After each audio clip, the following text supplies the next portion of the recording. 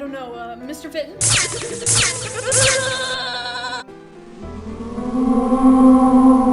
Millington!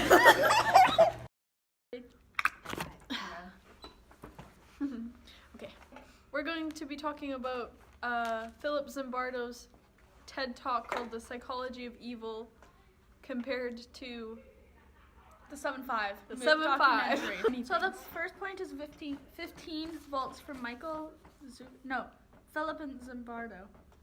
And so Philip and Zimbardo is one person. So all evil starts with 15 volts from Zimbardo, and so basically he just told us a scenario where there was the learner and the teacher, and the learners were strapped to an electric chair, and they were asked questions, and if they got the question wrong, they got electrocuted. Oh my god! And each time, like, the voltage would go up, and eventually they got to 400, because they're mean. 400 volts? Wait, 450 volts? Oh my god! Wait, so like who's controlling it? Teachers.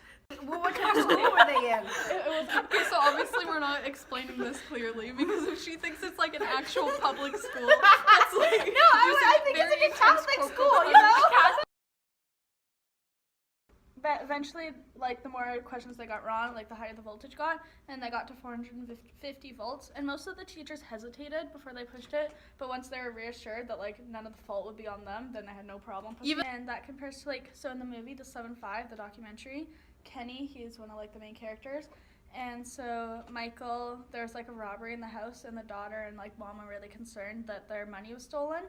And so he went to go check the place to make sure the money wasn't stolen, but it was still there, so he stole it, like the robbers took it, and then he gave it to his friend Kenny, like, as a bribe. $100. $100 to Kenny, like a bribe, and that was Kenny's first 15 volts of evil, so eventually, like, during the movie, his acts of evil just got higher and higher, the 450 volts. Yeah.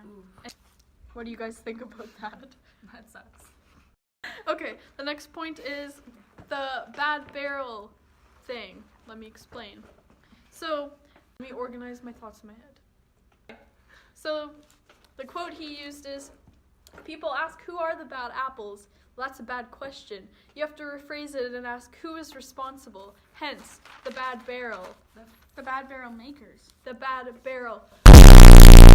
So, Philip Zimbardo also said the power is in the system. The system creates the situation that corrupts the individuals. Okay, let me say that again. Take a shot every time Carling stutters. Our example that we are comparing to in the movie are the bad apples, which are Michael and Kenny, are in the bad barrel, and the bad barrel is created by the whole department.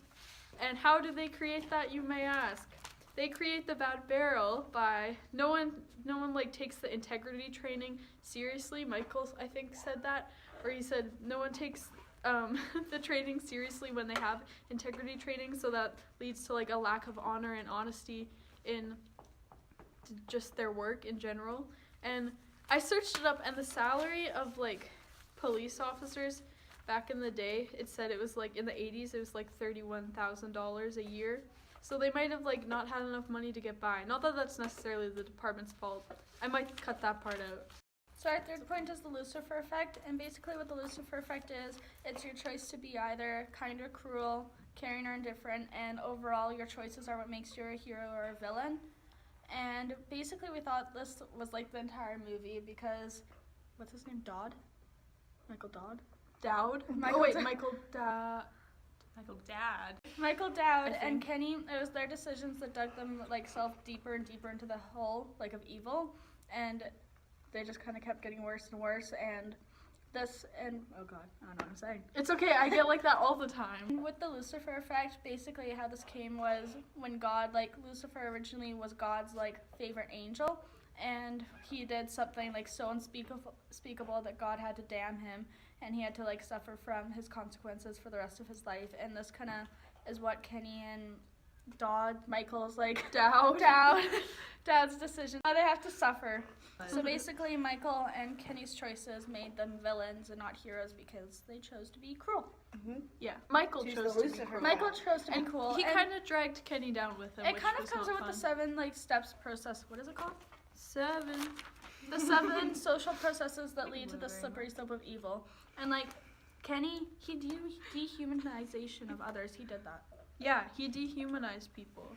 by Uh-huh. reflecting his badness on Kenny. He sure did. And Kenny mindlessly took the first step by taking the 100 bill. He did The think about it. 15 volts. 15 volts. So conclusion,